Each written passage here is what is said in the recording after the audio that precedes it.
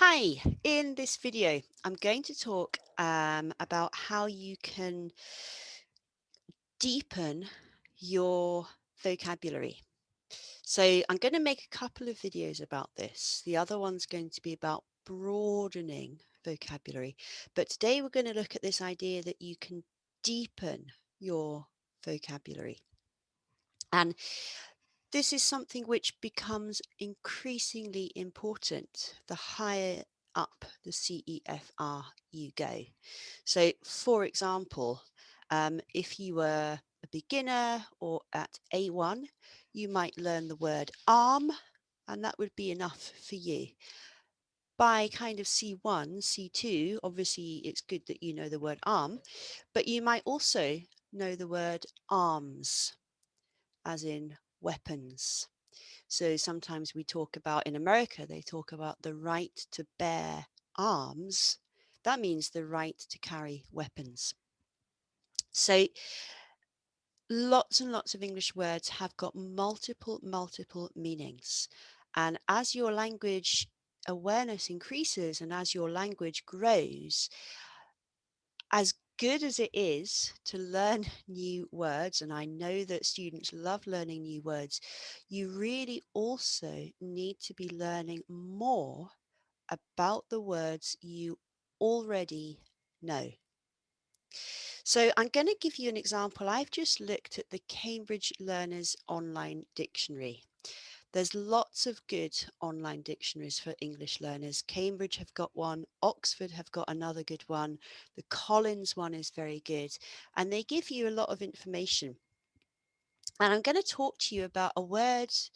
Again, I would probably teach this to students that certainly at A1, and that word is bank. So a very simple word, right? You guys absolutely know what a bank is, because a bank, of course, is the place we keep our money. Easy. Finished.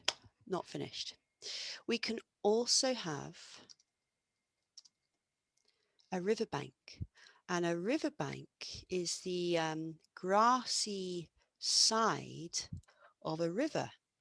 So it's the bit of land that goes up like this, and you've got your river kind of flowing through here. So that's the same word again. You can also have,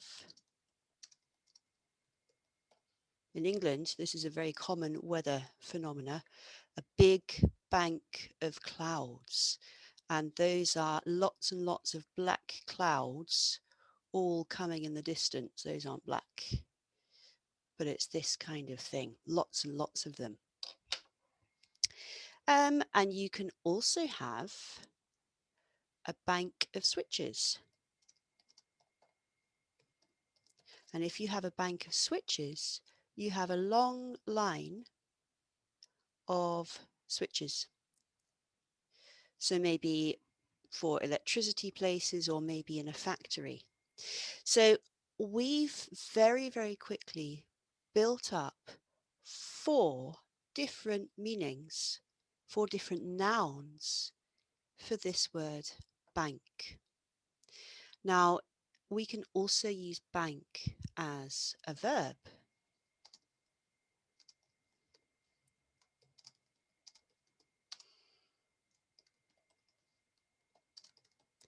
And if we use it as a verb when we're talking about money, it means, that's where we put our money. This is the place I put my money. We can also have this bank.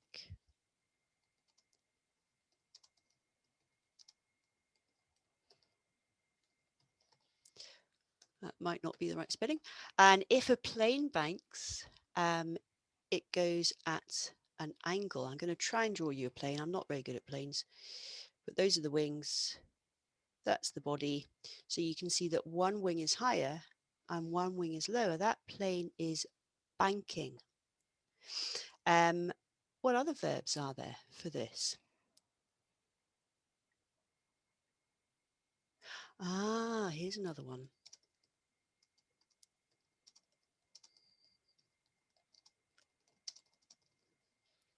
And again, this would be a similar meaning to the big bank of clouds. If the snow banks around your house is surrounded by a big pile of snow.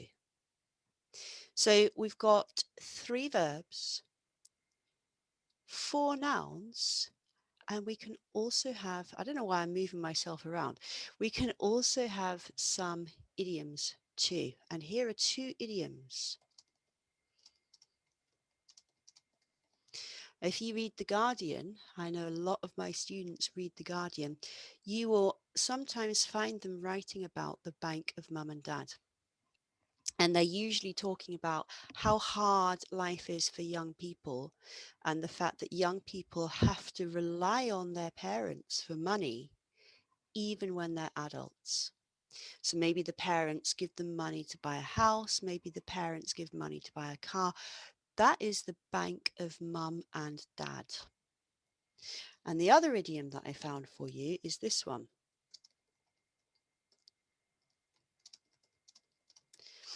It's usually used negatively like that.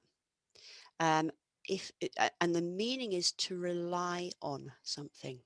So if I say to you, "Oh, I wouldn't bank on it," it means I don't think you should rely on that. I don't think that's very good.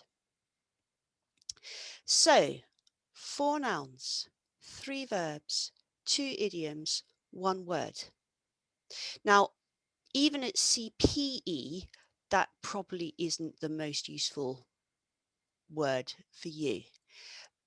But having this idea that the word bank has so many meanings and so many applications is really important. And I think more students could be thinking about this as they work on their vocabulary.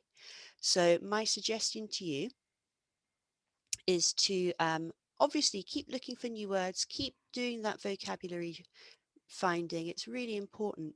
But where possible, see if you can build on the language that you already have. If you learn a word or if you find a new use for a word that you know, make sure you go back and connect it with the original use of that word.